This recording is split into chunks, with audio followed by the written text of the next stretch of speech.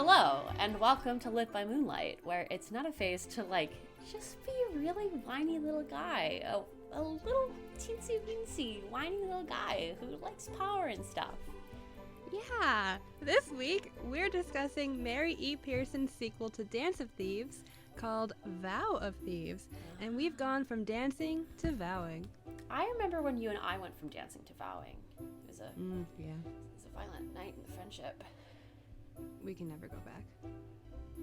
Anyway, as Kazi and Jase are traveling home to Tor's Watch to share the wonderful news that it will be recognized as a kingdom, tragedy strikes. I said in a very happy tone.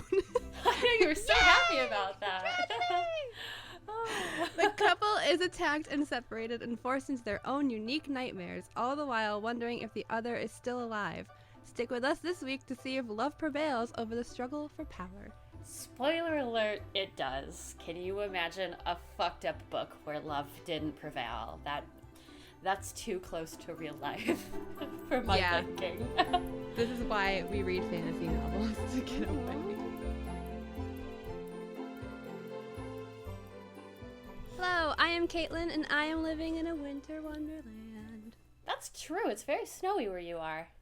Oh god, there's so much snow, guys. There's a lot of snow. A pleasant amount of snow, or unpleasant, depending on what your job is. Yes. And if you work from Luckily, home. I work from home, so I just get to watch it all fall and have no consequences. I'm Emberlyn, and I think we should not let people in the state of Maryland have driver's license. I don't think people who live in Maryland should be allowed to drive. Yeah. Any reason for that thought, or just they're not good at it? Quirky little thing. They're just bad at it. Like, whenever I go to Maryland on some sort of adventure, I almost get ran off the road by somebody who is definitely on Twitch somewhere. Like, it's not fun. I'm not having a good time. They're streaming while they're driving. For real though, people up there, it's like no one you're back in Maryland. If you went away and you gotta drive through Maryland to get to where you gotta be, you're there once people stop using their blinkers. It's like a no blinker state. So we are talking about Vow of Thieves today, which is very exciting. Kaitlin, what did you think of the world building in this book? Well, the more time I spent in this book, the more I was like, wow, I really need to read the Remnant Chronicles trilogy. Which I said last time, because even though we do learn a little bit more about this world here in Vow of Thieves, as we do in Dance of Thieves, I feel like it's more focused on the political aspect of the Ballengers and how the rest of the kingdom and world and how they fit in there and whether or not they should have the power that they have. And much like in Dance of Thieves, I was more interested in the characters and the relationship between Kazi and Jase and their story of coming together. So any little other type of world building thing where I was like, I don't know what that is, I'm just like, it doesn't matter, it's fine. I don't really need to know. Right. And the most intriguing thing to me about this world is the magic and the powers that some people seem to have, like Sinove and her dreams, and how Kazi can see death and hear the whispers of ghosts. And then of course the king has the vial of stardust or something that gives him some sort of great power. But I felt like those the characteristics of the dreams and then the ghosts and things that Kazi hears and sees is more of just almost an added characteristic of them. It's just oh, and they also are funny, but are also they see ghosts. So it's just don't worry about it. But it wasn't it wasn't focused on, but why can they see that, and why does Sinove have these dreams? It's more of just this is just a part of their world, and now we're in it, and if you want to know more about it, here's this whole other book series that you can read. So I'm excited to eventually dive into those books because I really do want to learn more about this world and also just read more of Pearson's writing. Yeah, it feels like it's interesting because I feel like this is the second book we've read where some of the characters have kind of the afterthoughts of magic that they're holding on to. Yeah. And I really like that trope of oh, there was magic here at one point, but now it's not here. So everyone kind of has not so much of a power as it is a cool little talent. a special interest, if you will. So yeah, exactly. I think that was cool. But I agree with you. I think we definitely should be reading the Remnant Chronicles, because the point kind of remains as it did with Dance of Thieves, that like if we'd read those books, we might understand what's going on in this duology a little more. But that's sad. Yeah, it's super cool, and I really enjoyed the politics in this one amid the royals, because you're right, it was like a lot more politically focused. And I really just love that. Like, as somebody who studies politics for like a living, I always get really into that. And I'm starting to learn that that's what I really enjoy about reading fantasy novels, is like, and maybe what I think a lot of people don't realize they enjoy about fantasy novels is like they're inherently political works most of the time. Yeah. Like, they're all about power struggles, oppression, relationships, connectivity, etc. And I think that's why we're so drawn to them, because they give you like that human element that you might be so used to in the real world, but you don't really make that connection. And off the top of your head, like, when I think back to like reading Lee Verdugo's books and Sarah J. Maas and Hafsa Faisal's works, there's just so many elements of it that you can kind of tie back to things that go on in the real world. And I find those elements super fascinating. So that's what I liked about this book the most. I actually 100%. And it's interesting because, not to like talk shit again, but it's kind of what I hated about Holly Black's trilogy. Is it a trilogy? I think so. It's a trilogy. We've read 2 so far. We have 1 more to go. God help us. Yeah, and which is going to probably be like a special episode. Yeah, but like I feel like there was so much more that could have been done there with like the politics, like. And I don't know, like, politics is an uncomfortable topic for a lot of people, but I think what I like about these books is a good way to teach children that politics doesn't have to be a scary thing, and that it's a very real part of people's lives. And it's like, when you think you're not doing something that's inherently political, you actually are. So I just really like that. Like, it's like it makes me just like put my little hands on my shoulder. It makes me put my little chin on my little palms and just like wiggle my shoulders and like dance a little bit, you know? It makes me feel good. Kicking your feet, twirling your hair. yeah, exactly. I just want to add on to that. I like that, like, even though there are elements of the world that we would definitely know more about if we read the Remnant Chronicles, I still like that you can read this duology and not have to read the Remnant Chronicles at all. So, like, if you're listening to this and you're like, oh, damn, should I read that first? You don't have to. And I think it's like, to me, having not read the Remnant Chronicles first, reading this duology, I'm just like, ooh, I have more. Like, ooh, there's extra. And it's like, I get to learn more about maybe when I read the Remnant Chronicles, I'll reread the Dance of Thieves duology and be like, ooh, some of this is going to hit different. So I'm excited to reread this after all of that. And just like see what I didn't pick up on the first time. So like I'm glad I read it in this order, honestly. Exactly. It's like you don't have to watch Sherlock season 4 to enjoy the first like 2.5 seasons. And like that one little episode from the last season. It doesn't have to be that. You don't have to live life like that. Yeah. That's great. So was there a specific moment in this book that hooked you? I'm just processing still. It's interesting, like, it really is interesting because, like, I think you're hooked from the end of the last book. So in Dance of Thieves, it ends with, like, it ends with, like, a little sneak peek of what's going to happen in this book, and it shows you that the Ballengers could be in trouble, but you're not necessarily sure who's causing the trouble, and that was something we were speculating in our last episode where we talked about great cliffhanger. Dance of Thieves. Yeah, is like, what happens now? So I was immediately hooked when we read that. I was like, oh, I'm excited to read the next one of these. So I loved that, and then of course there's so many things that I want to say later about the dynamic between Jase and Kazi that I really like in this book. But I think what's most interesting to me, and where I really started flipping the pages a little faster because I was really interested, was when they get attacked when they're trying to get back to Tor's watch. Basically they get separated and they think that one another is dead, and that is just such a great trope. It's one of my favorites. I know it's one of Kaitlin's, So when I read that, I was like, oh, when she reads this, she's gonna go crazy. So this book has the best trope in existence. It's so good. Were you done, or are you frozen? I was frozen, but I was also done, so. Okay, because this book has my favorite trope literally ever. I cannot emphasize enough how much I love this trope. Person A thinks person B is dead, but they're not, is the fucking best thing ever. I knocked over my mic. Wait, you just dropped the mic, yeah. Mic drop. Literally a mic drop. But actually. Oh my god. Like, okay, picture this if you're terminally online, like I am. If you like picture like the little card like drawing of the little guy just like running around his room, like bouncing off the walls. This was me when it was confirmed that Jase is alive and well, but Kazi doesn't know that. Oh, it's so good.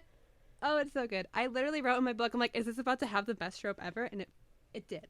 It did. I also think it was a really smart idea to like start off with them like still together, they're on their way, their trek back, and you get like those little like moments of them just being all stupidly adorable with each other and wonderful, and you remember, oh wow, I love their relationship so much.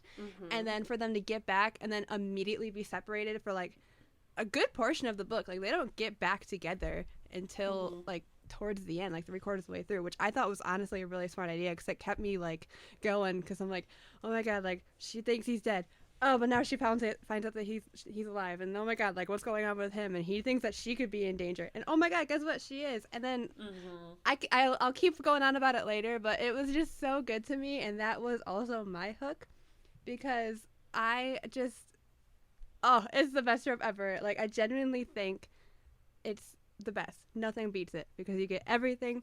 You get the agony of the characters thinking that their loved one is dead and gone forever. You get to see them at their lowest and see just how distraught they are when they lose their love. But then the other person is alive. Like, hello, the relief that comes with that, and then the reunions that ensue. This bit, listen, I love reunions so much. It's so good. And so already, like, like when they got separated, I was like, I can't wait for your reunion, baby. It's gonna be so juicy, so good. And it was. And it was great. And I am kissing these books on the mouth with consent. I love it so much. This trope is a great way to show what characters mean to each other and what they regain when they thought they lost what they... Oh my god. I'm like all over the place. I can't think. And what they regain when they thought they lost each other forever. And so they hold each other closer. And I just help. It's emotional. Like, it's a roller coaster. It's so good. It's a roller coaster. And I'm glad that this is just needless to say, little teaser for our peaks and valleys. I'm glad this is the direction that this book took. Like, it was very satisfying. Did you have like any like little collection of favorite quotes for this book? I sure do. I have a few. I liked, do not pass a rose without stopping to smell it. It is a gift that may not always be there. Aww. It's so good. I believe, if I remember, that was Kazi's mom saying that to her in like a memory. And I really liked it because it's just simply like, don't take things for granted, which is something that I've been trying to remind myself a lot lately. And I just really like the rose metaphor, because like you really do need to stop and smell the roses. So I really like that. Yeah. I also liked when Kazi said, was this what families did? Bared their souls in front of an... Oh my god. I'm like so hyped up from that like whole like little rant that I need to like breathe for a second. That is a very good thing. While Kaitlin reads, I'll psychoanalyze what she said. She's talking about the way that she takes me for granted because I'm like a really special person and she's so lucky to have me. She is so lucky to have you. I saw true. I saw a TikTok today, just off the cuff, where this person was like, oh, it was like this girl, she pretends to be like people's different types of friends, and she was pretending to be like the friend that psychoanalyzes people. And this person's like, oh, I had a really good time tonight. Oh, Mary's so nice. And she's like, I had a good time with her too. But maybe she's too nice. It seems like she's constantly looking for affection and blah, blah, blah. And like, it seems like maybe she didn't get the love from her parents that she deserved as a child. And I was like, no. Whoa. No. But I think it's so, but it made me laugh because I feel like I know people like that. So I was like, that's so funny that like, that's even something that exists. Funny. And I feel like maybe I know people like that because I'm like that. But anyway, what were your other favorite quotes? My other favorite quote before I like was just thinking about my favorite trope ever and like went Kayada for a second. So sorry. Was when Kazi said, "Was this what families did? Bared their souls in front of the entire room of people. Their confessions left me raw. These were the kinds of conversations I didn't know how to have." And I really liked seeing Kazi learn what it means to be a part of a family. Yeah. This line specifically, because there really are just types of conversations that you can only really have with your family, that you can't have with other people. I feel like so you have like they cut so deep because they have that shared experience and love for each other. And in the same light, Kazi had a line that said, "Becoming a part of the family was perhaps one of the hardest thing I've ever done," and it's just so much because of like her whole journey of being left on her own and not trusting anyone to then all of a sudden having all of these people in her life, because Jase does not have a small family. So like it's already enough that like she has Ren and Sonove as her friends that are now her sisters that she can have, but like to have this other person who is probably the only other person besides her mom who has loved her so completely. And in fact, there's another line that made me kind of go insane that was similar to that, about like having Jase in her life like that, but then also like his entire family to be a part of now is just, it's so much. And I think if like Kazi in the beginning of Dance of Thieves saw herself at the end of Vow of Thieves, she'd be like, who is that? Like what's going on? Like how did she get there? So it was really interesting to see that journey for her. And then my very last favorite line was the very last line in the book. Well, if you don't count the very last chapter, but Kazi is reminiscing of her and Jase, saying like, "Who will write our story, Jase? We will, Kazi. You and I will write our own story, and side by side, every day, that is what we do." And I'm just filing that under ending lines that make me scream into the void, because I read that and I was like, they're writing their story together. They did it. They made it. All of these hardships, this girl was tortured. They thought they lost each other, and now they're writing their story together. Like, it was just like, they did it. An incredibly satisfying happy ending. Yeah. Yes, that's all I needed. And I was, I love endings like that when you're just like, when you just have like that sigh of relief. You're like, oh, yes, it was all worth it. Yeah. Yeah, same. I'm like crying. Like you ever read a book, but then like you take a couple days to process it, and then you're really thinking about it, and then you're like, oh my god. You're like, but actually, yeah, I do. Yeah. What were your favorite lines? I think in the same vein, there were quite a few that I loved. Every one of my tomorrows is yours, which is kind of this thing that Kazi and Jase say to each other back and forth throughout I think both books, which I just love that because it's such a banger exclamation of an exclamation of love without saying I love you, because what you're telling that person is like, I am giving this person not just my future but like all of my time, and like I am making that promise to them, and like it's like it's like you're giving somebody the gift of your presence, and it's not just that, you're trusting somebody with the time that you want to spend with them forever, and you're essentially saying I want to be with you forever. And I love that. Like woof woof, bark bark, meow. And then so good. I really liked You Two Seemed Inevitable, and I especially liked that one. Yeah. Because it's one of those quotes where it's like when two people clearly like each other and everyone knows it, but the two people who are absolutely like clueless, like they have no idea. So it just reminds me of like when you have a little flicker of chemistry with someone and everybody else kind of sees it, but you don't. But then you do, and all of a sudden you can like picture them picking tomatoes with you in your vegetable garden and watching shooting stars, and you just like know deep down somewhere that it's inevitable that it's going to be you and them. And that was just like, you know, like it's again, it's one of those things where it's like, no matter what, there is a fixed point where you and I will be together, and there's like nothing that's going to keep that from happening. And that just really, like, when it's guaranteed, you know, like when I first met my partner, I was just like, I remember the feeling of just never being nervous that we weren't going to end up together, because I was just like, oh, like, yeah, this is all going to work out. Like, it was always inevitable to me. And I've never had that feeling before in a relationship, because a lot of the time it was always like, oh, like, what if it doesn't work out? What if they don't like me? But with him, it was always just like, yeah, we're going to die together probably. So, you know, like, and I love that. That's like my favorite type of relationship.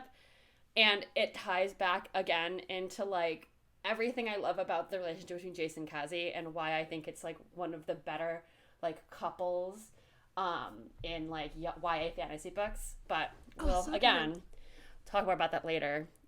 You're crying. I'm literally crying right now. I'm literally like, oh my god, Mary Pearson. This is like the second time that like, oh my god, I'm like literally like just feeling it. Okay, like if you listen to our Dance of Thieves review, you would know that I started crying during that podcast too, because it's just like, I finished this a few days ago and I was like, wow, this is such a really good book. But like now I'm just really sitting with it, and I'm just like, this was a really good book. It was. Oh, thank God we're not a video podcast yet, because I am a mess right now. I'm not ready for you guys to see me cry in public. They're like, I need to take off my glasses. Don't worry, give it a couple months. This book is so good.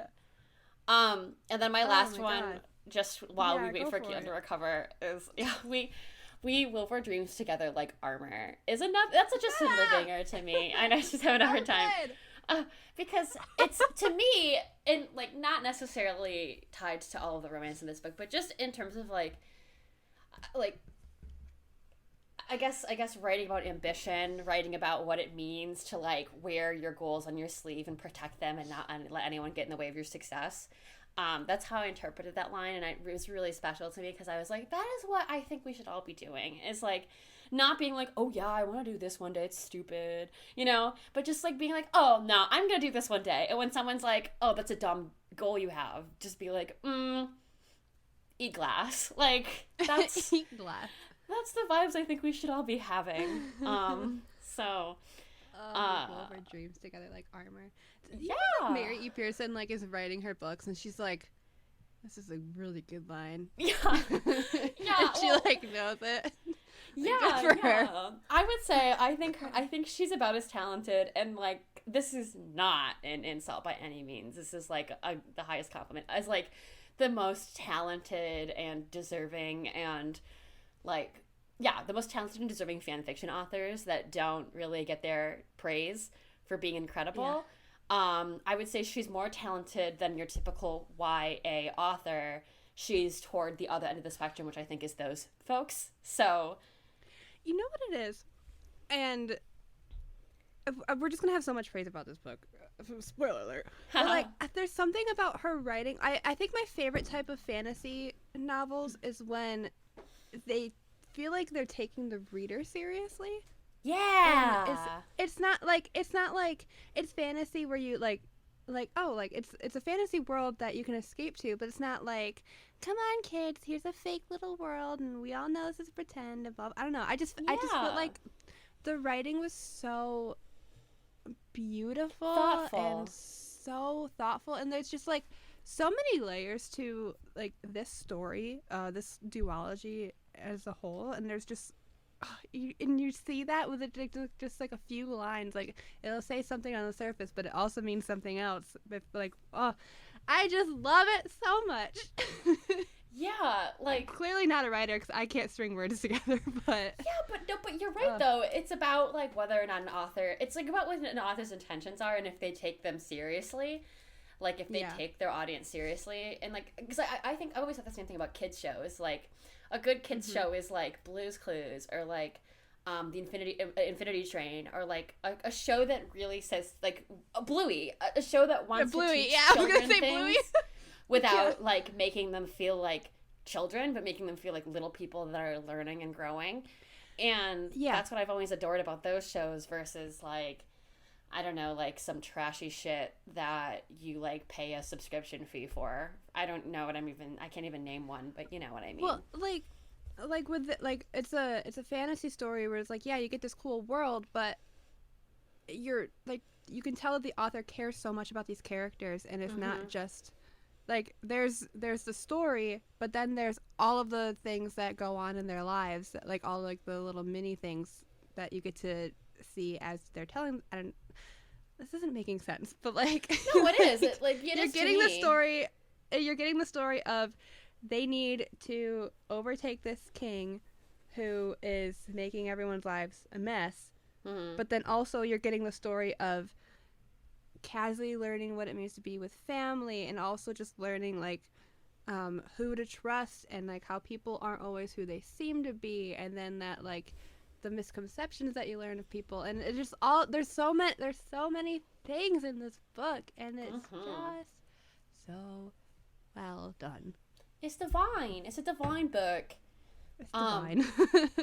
So speaking of divine things, yeah, like music, that's my bad lead in. What song would you hear when you see the love of your life again, who you thought was dead?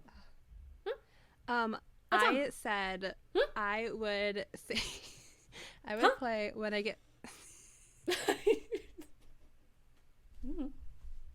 Chaotic 2023 is starting early.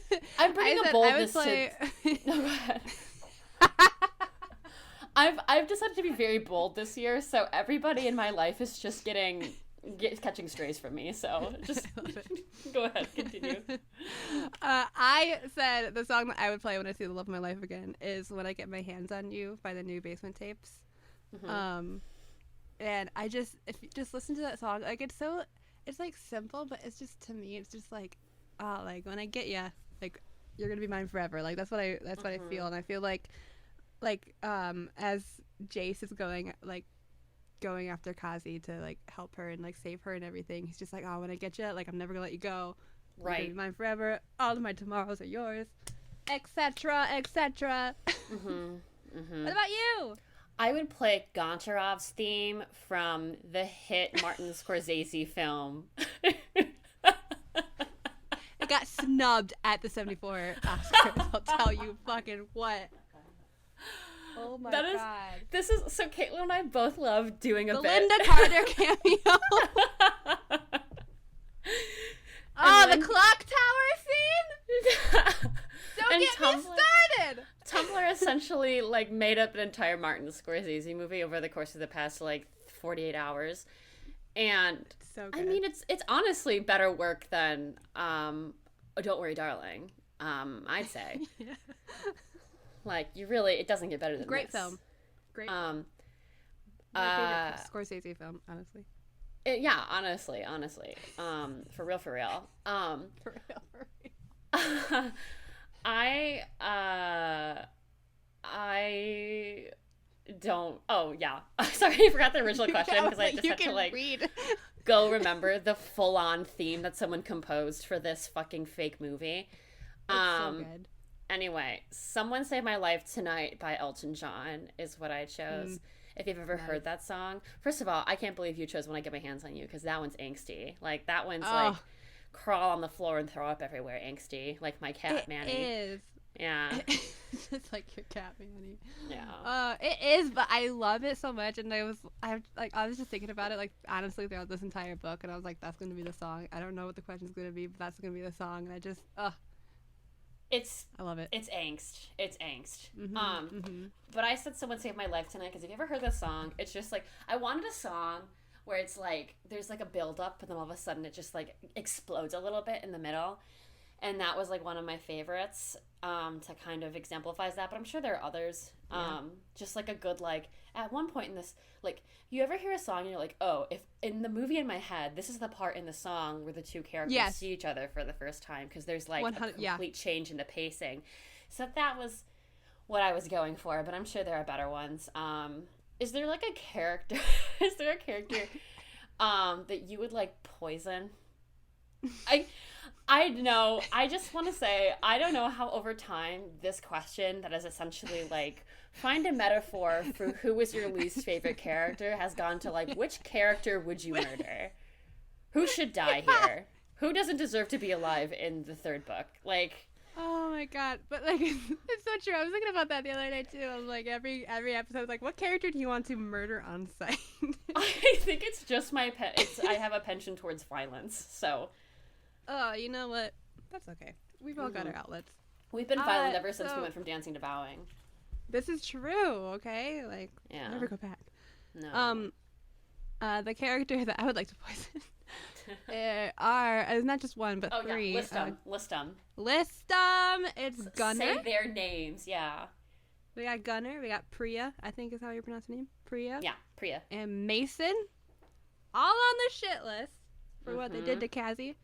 Yes, she betrayed them the last time they saw her. I get that.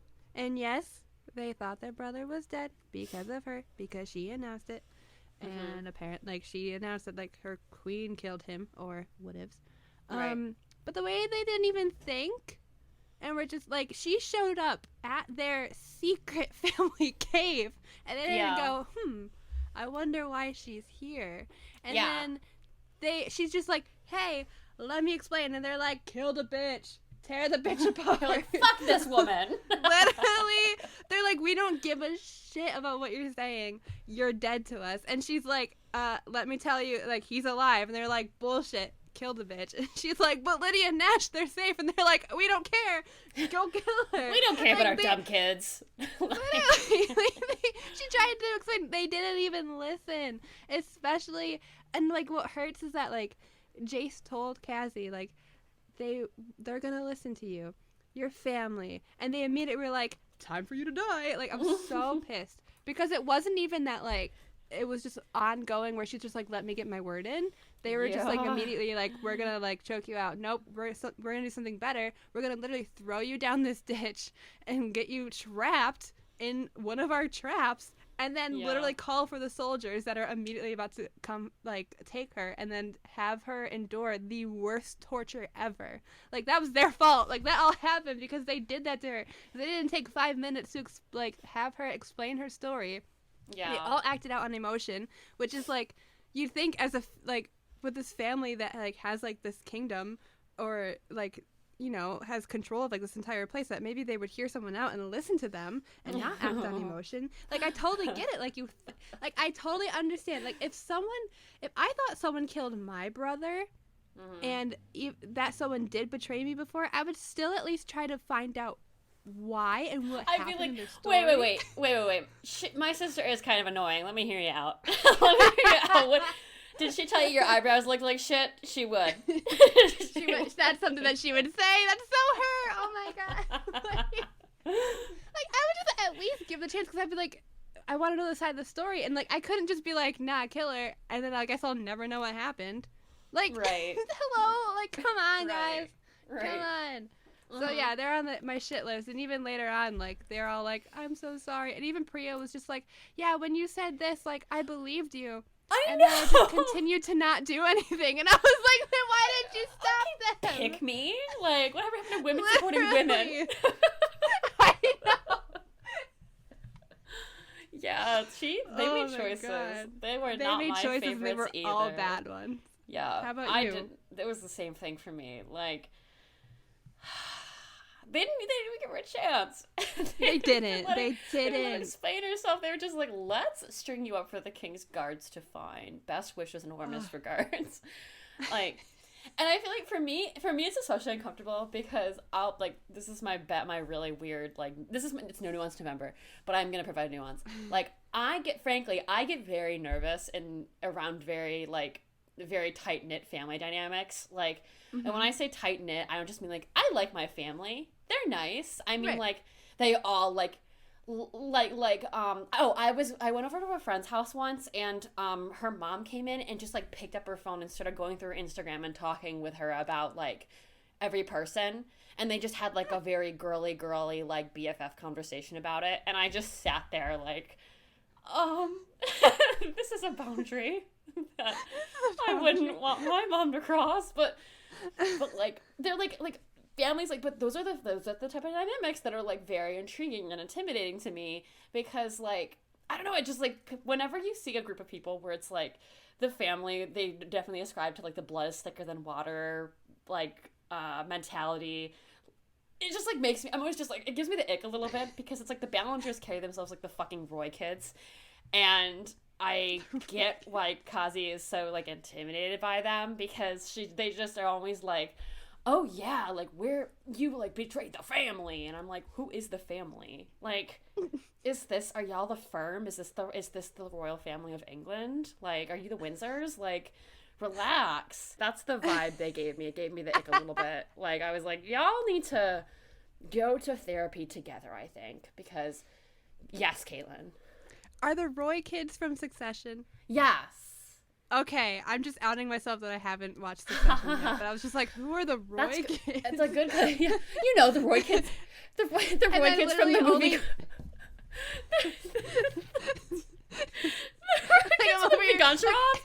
Oh yeah, I forgot about that part.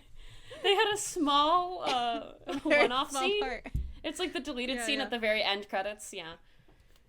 Oh, that's what was going on in the background. I was too focused on the Sophia and Katya dynamic, so yeah, it was hard to get out of that. No, I get that. Yeah, it was. Okay, but, now I'm on the same page. I'm not gonna lie. The entire time I'm like the lady with the math meme, like, who are the Roy kids? And then all I have is like an image of like the tag Kendall Roy on Tumblr, and I was like, wait, that's the dudes from Succession. I'm glad you came back to. That's good for folks at home who also haven't watched it. But like, TLDR, like, families in both real life and in books that carry themselves like they're just like a small mafia really give me the ick. Like, I worry. Like, I want, like, those are the families that I enjoy the most, because, you know, they've always got like the J.C. Penney photos in their house, you know, that they got taken. And, like, they paint themselves like they all know what's up, but you know there's some shit going down in there, you know? Like, if your mom can log into your Instagram willy-nilly, like, it's not right. Anyway, this is about nothing. Let's go back to the book. Is there a character that you want to have all of your tomorrows? Oh, okay. So listen. Kazi and Jase are two of the most, like the strongest protagonists I've ever read in a book. Like, even there are like some books where it's like dual POVs where I'm still like I don't dislike either of them, but there's still one character that is, I feel like, just a fucking not nuisance. even just better written, but yeah, but there's like just parts of them where you're just like, shut up, you know. And but with this one, I was just like, same like with the Dance of Thieves, I'm just so intrigued at both of their POVs. Is like throughout Dance of Thieves, you get their, you know, they start off with like they're two people from two different types like of backgrounds who were told that the other person is the enemy, and they start to learn about each other. And sometimes, like, there wasn't one like, no, this person's in the right and this person's wrong. It was, no, I can totally see why Jase would think that, or why Kazi would think that. It was just so interesting, and just that didn't stop throughout this entire book. Like, every chapter, like, I was so excited to like you're reading Kazi's point of view, and then I'm like, oh my god, I cannot wait to see what Jase is thinking right now. Like, I just, they're both so good. They're so well written. But if I had to choose for this book between the two of them, I had to say Jase, because he restored my faith in male fictional characters. Because literally in this book, in the fantasy books that we've read recently, the men have been annoying or downright unlikable, and Jase is neither of those things. Like, I'm reading his POV, and I'm just like, I love you so much. Like, it was like the first, like, you know how like there are some people who are just like, oh my god, this is my book boyfriend. Like, like, oh my god, like, I love this person so much. Jase is the first like character that I've read where I'm just like, this is my book boyfriend. Ooh, like, okay.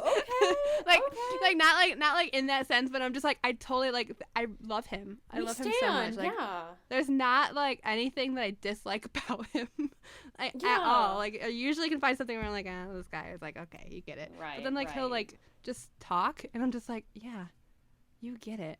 You totally get it. Good boy. Yeah, exactly. Good boy.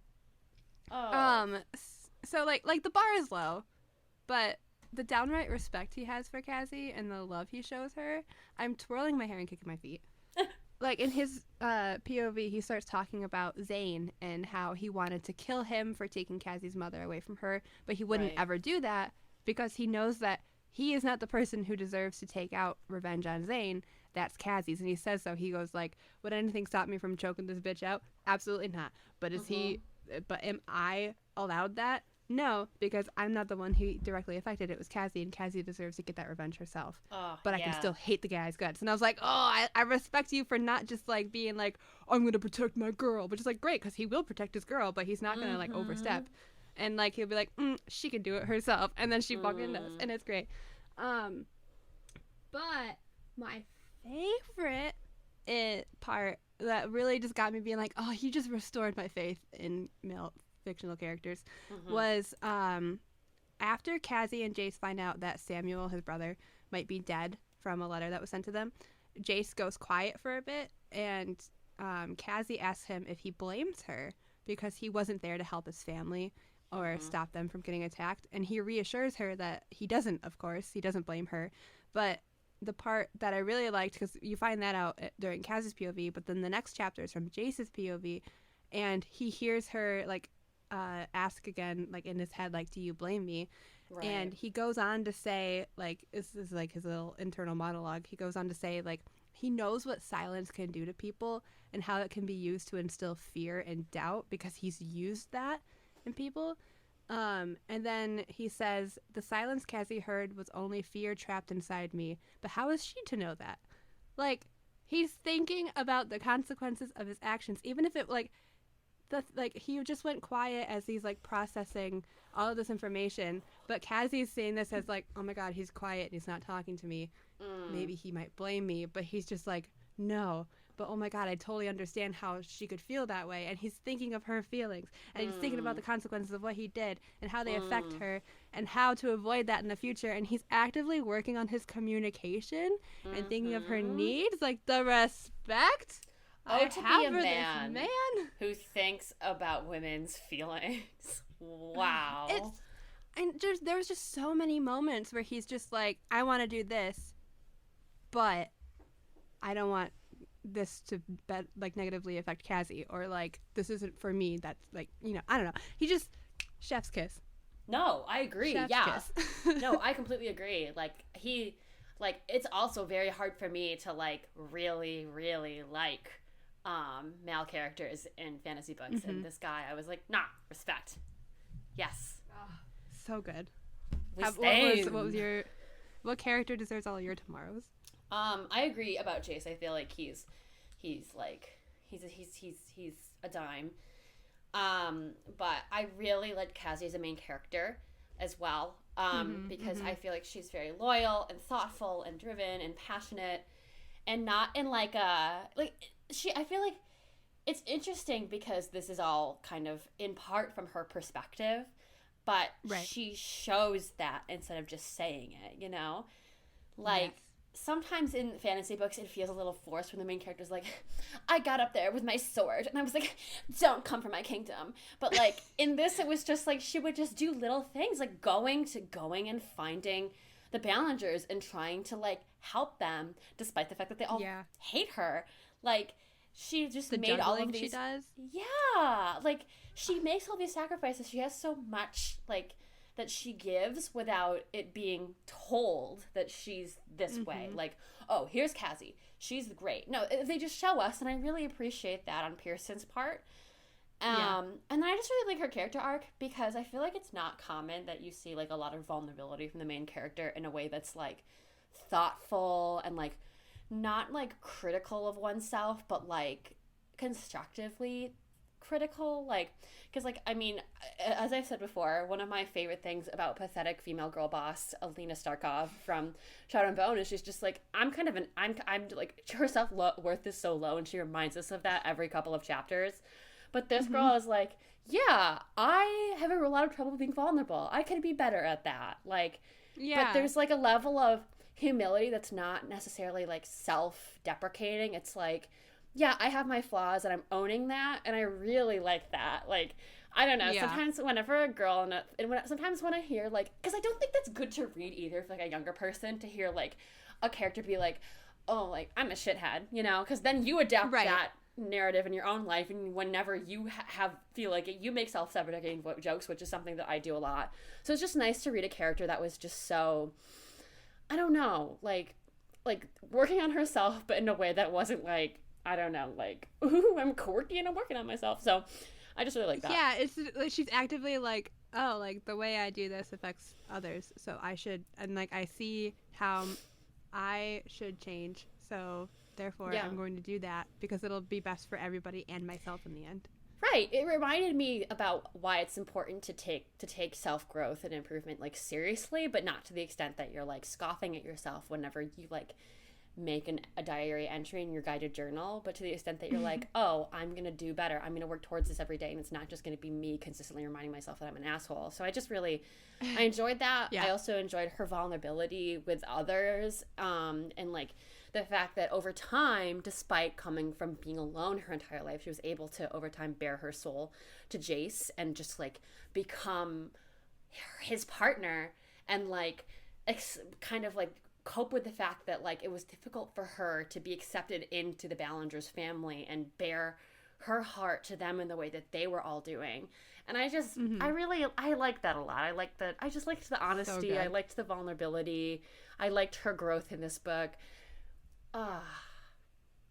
Just sitting here like sitting here like leaning on my hands like like nice. It was great. Yeah. So I love it. So, since we're already praising this book, let's just go into our peaks and valleys. What was your first peak for Vow of Thieves? I really just like the way Pearson writes. I feel like it's so natural. Sometimes with a lot of YA fantasy novels, like someone will write something a certain way that'll make me just like snap out and be like, "Are you okay? Like, why did you say that?" like I don't know, like this is the skin of a killer, Bella. You know, just like. Not to come for Stephanie. She released a breath that she didn't know it was holding. And I have a really hard time seeing at night because only the Fae can see at night. Like, shut the fuck up. Anyway, I just think that Pearson's writing is so natural. One review I read of this book described it like breathing. And I love that metaphor. I couldn't agree with that more. Like, her stories just flow, like, in a way where I always feel like I'm immersed. Like, I'm not even, like, reading. Like, I'm just watching a movie in my little head. No, that's so true, though, because, like, it's, you know, you're reading a book and you're like, okay, you can kind of see where it's like, okay, now we're at the end of this part of the story. And now we're moving on to, like, you can totally see where it's just like, okay, these are the sections of the story. Whereas this one... It's just, you just keep reading and you're like, oh my god, where are we now? Like, I don't know. I don't think that added anything to what your conversation was, but I'm just over here basically saying, yes, I completely agree. No, it added. It was a contribution that I enjoyed. What was your first peak? My one fan. It's me. Kaitlin does something and like somewhere like miles away, I'm like a little dot jumping up and down and going, wee, nice job. Like a little the way you're jumping. I'm so sorry. Not to like side note, but the way you're jumping reminds me of the little orange guy that gets his teeth brushed. Yeah, that's why I did it like that, because that's what reminded me too. It was like, that's what the little guy did. It's okay. I can brush my teeth all by myself. Okay. Right. If you know what we're talking about, I hope that you're laughing as hard as we are. And if you don't know what we're talking about, you're being excluded from this narrative. We're not putting a link to it in the. No, I'll put a link to it in the I don't even know where the link is. It's just something that you experience. I was gonna say, it's not something that I can necessarily share with you. You'll just have to come across it on the internet one day. What was your first peak? My first peak, guys, if we sound a little insane right now, it's because maybe we lost like 15 minutes to Google Meet kicking us out of our meeting, and we thought this was going to be a better option than Zoom, but it turned out to be a whole fiasco. So if this cuts in and doesn't flow very well from whatever was happening like 20 minutes ago when we were last being able to talk to each other, that's why. So Just why was my why when I hit the reset button on what I was saying did I just go like, I know. like, Anyway, just like a little flare and like a barf. Yeah, good. Anyway, my first peek for this book was, and it kind of goes along with one of my peaks, I believe, for Dance of Thieves, and which was two groups of people who are normally enemies start to work together and learn that there's maybe more to each other than they've all been taught. And I saw that you see that with the Vendon settlement that Jase and his family rebuild after they misplaced them or something along those lines. And that this came back in Vow of Thieves, and I loved it so much that they came back because they are the ones who help put Jase back together after he gets attacked and basically almost dies. Like, they save his life. And it was really nice to see those characters of Camus and Carrie, like, come back and help him, and to see Jase, like, just be, like, thankful for the fact that, like, he helped these people and that he dug these root cellars for them and that he went above and beyond for them so that they could help him, and then just being able to learn more about each other. It just really goes along with the theme of, like, the misconceptions that you have about people, and now you're fighting for the same goal. It's just chef's kiss. Like, Mary Pearson does this so well, and Jase made a vow to protect these people that his family once displaced, and he keeps it, and they help him in return, and just the unity of it all, it just makes me feel all warm and fuzzy, and I love it.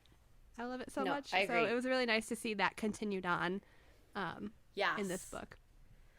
Yeah, I think it's pandemic me talking, but, like, human connections, like, wow. Like, building things for people, developing community, building community, like, having community dinners, building things for people, making gardens for people, like, coming and painting someone's house. Like, that's the kind of shit that just really wiggles my wagon. Like, yes, I agree. For me, my second peak was, just on a related note, I was really impressed and, like, excited about how committed Jase and Kazi were to each other in their relationship, and I was so relieved and, like, happy that that wasn't the main conflict of the book.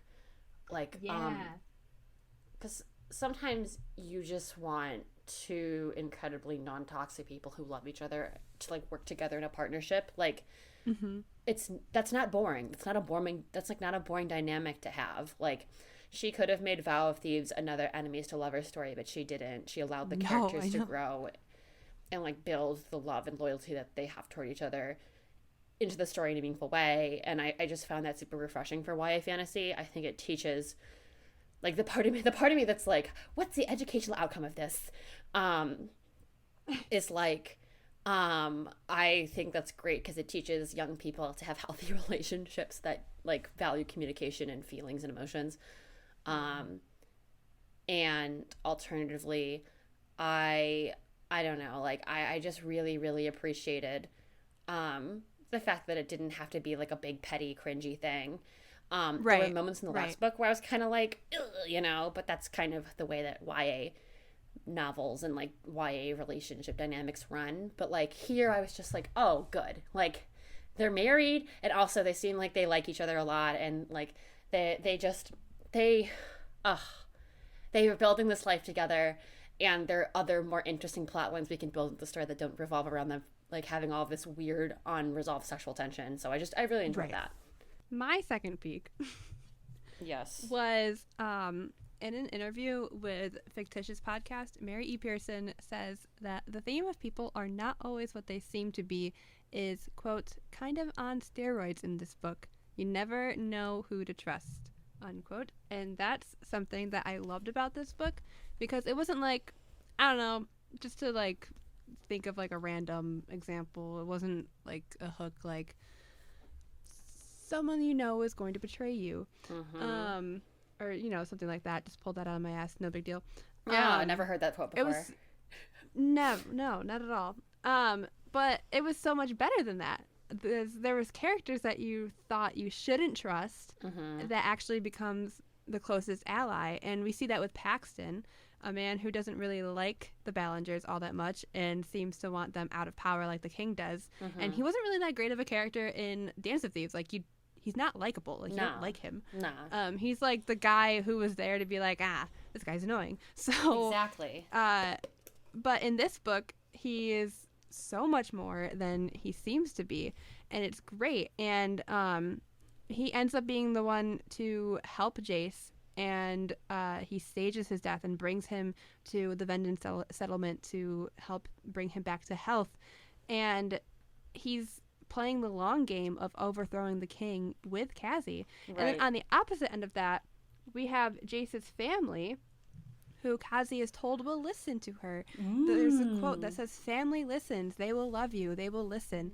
And they don't, like I said, even give her a chance to explain her situation to them, and they just leave her to die. And it all plays into that theme of having misconceptions of people that Dance of Thieves played out so well, and I loved it so much. And it was so fun to see people who are usually enemies work together and learn from each other in this book more than we did in Dance of Thieves. And then also, like, with the king, like, he was someone, if he showed up in Dance of Thieves, it's just like, he's kind of like a joke to people, and then he ends up being this horrible person in power that, like, no one can stop. Is kind of a shitty guy.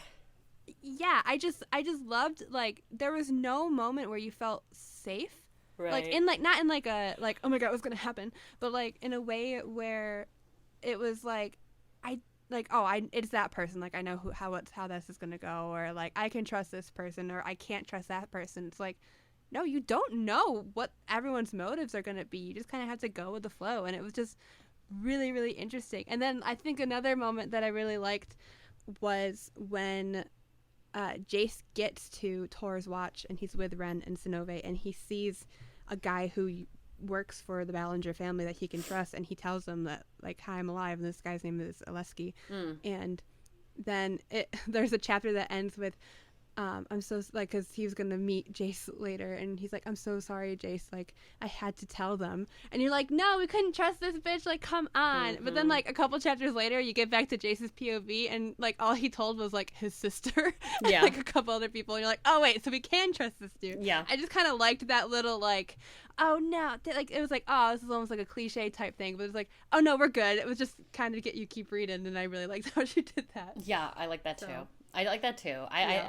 She said someone who you trust is going to betray you without saying it.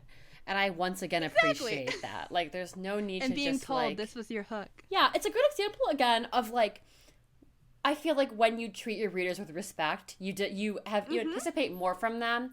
You don't look at them and say, they're too fucking dumb to understand the implications of this, so I'm just going to lay it out for them. You instead say, no, let's weave this in a way that's interesting and intellectually stimulating. So, yeah, enjoyed that a lot. Big fan of giving a shit about your audience.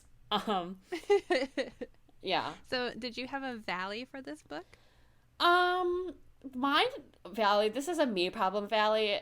Like, nice. It was just, I had a really hard time keeping up with all the character names, specifically the names of the Ballengers, because I'm very dumb. Like, I had to keep going back and being like, now, who was this again? What'd they do? And what was their personality trait in the last book? Yeah, that was a little stressful, but honestly, not a big oversight, so, yeah. Yeah, that was kind of a me thing for me, too, because, like, I reread Dance of Thieves, I think, back in April. So it's been a while, and there's been a lot of books in between. So I'm like, oh, God, what happened exactly? Like, I remember, like, what happened, but then there are, like, little things that happen with a family when you're like, who was Jelaine to Kazi again? Like, oh, yeah. No, not a fucking clue who how Jelaine did all was. these work? Yeah. Yeah. And I just, like, I kind of told myself, I'm like, either I can take the time to go back through Dance of Thieves and figure this out. All right. Or I can just be like, you get the idea of this, and the rest will be, it'll be okay. It'll all make sense eventually. It's not that important. Like, you don't need to know all the intricate details, but, like, it'll just hit different and more, probably, if you, like, remember if you knew what the fuck, who these people were. All the things. Yeah. But it didn't take away the story from me, and again, that was also a me thing. No. My valley, on the other hand, speaking of me things, was my own dumbassery. So, listen to this. So, towards the end of Dance of Thieves, Sonove gives Kazi a gift for her and Jase to open up. And if I remember correctly, in Dance of Thieves, Sonove even wiggles her eyebrows suggestively at Kazi. I have that image in my head. Like, yes. That's, like, she gave this to her, and I was like, haha, oh I my recall. God, Sonove. I recall. What a yes. quirky gal. And when Kazi does open it, like, opens the gift that Sonove gives her, she gets all embarrassed to tell Jase what it is and just says it's part of a Vendan tradition. Tell me why, throughout this whole book, I thought it was a they had sex thing. Yeah. And they got married yeah. thing. When this book is called Vow of Thieves. Like, Kaitlin, hello? What is happening? Yeah. So, like, to be fair to myself, the story also alludes to the fact that they did, in fact, have sex. Good for them. Happy for them. But, like, why, when Jase yelled, Kazi is my wife, was I so shocked? Yeah. like, he said that, and I was like, what? They got married? No, yeah. Like, what's going on? I was, like, happy for them, but I was like, this is such a shock. And then, like, it flashes back to, like, what the feast cake was for and what the red ribbon was for, and it was for them being married together. And I was like, yeah, no, that makes way more sense.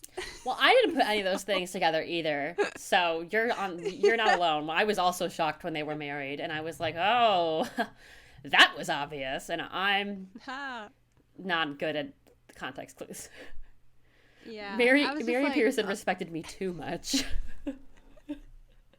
If she ever listens to this, she'd be like, those dumbasses, affectionately. They're very silly girls. Yeah. Like, I put it in the title for you, babe. Yeah. I was like, what was the vow? Like, yeah, so not just the vows that they made to each other in the last book and in the beginning of this book, but the vows that they made for life to share their tomorrows together. Yeah. Okay, cool. Yeah. And meanwhile, Kaitlin and I over here were like, nah, they were talking about thucking and fucking. Oh my god. I was like, good for them, but like I was thinking like, oh, they're not talking about it, or like they're embarrassed, and like this is kind of alluded throughout the book because like it's such a big thing for them after all their history, and it's just like, nah, they did that, but they also got married. Yeah, that's the important part. So happy for them. Yeah. Right. Yeah.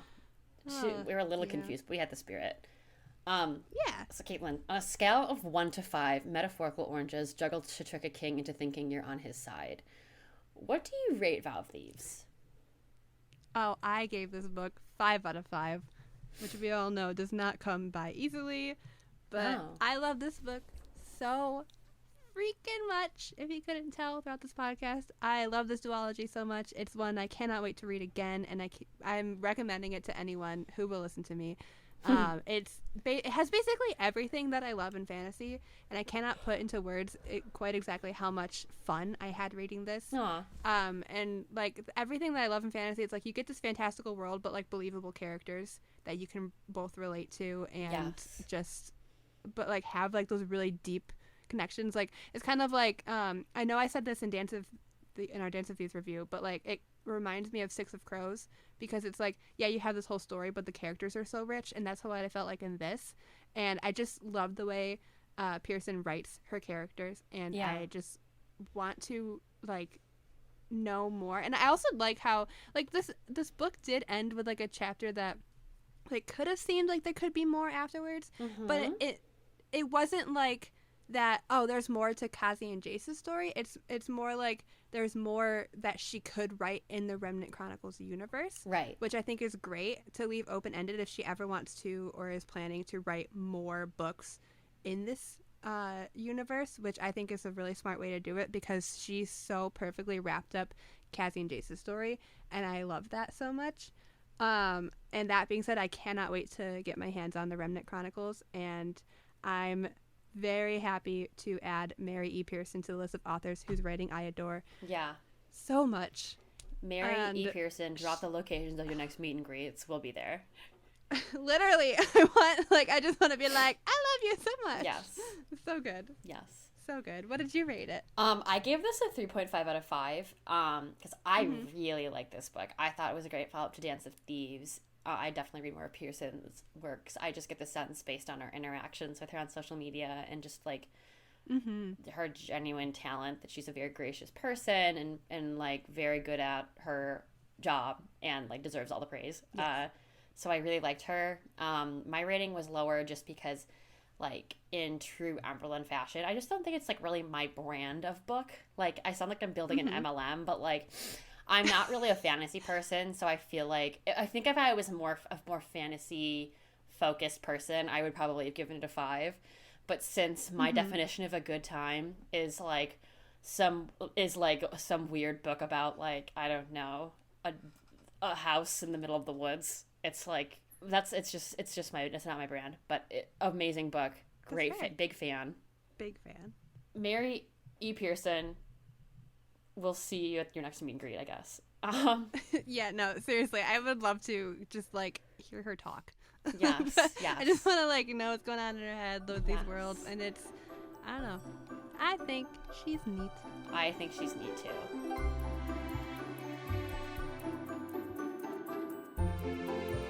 Thank you for listening to Live by Moonlight. Tune in next time when we finish out our fantasy season and restore magic to the lands of Auraria in We Free the Stars by Hafsa Faisal. Yay! Let's free those stars. Let's free those stars. Free those stars, baby. Let's vow with those thieves. Let's make that king wicked. Let's Cersei. I don't know. You can't really. Let's storm those sieges. Storm those sieges, yes. Let's turn men into pigs on an island.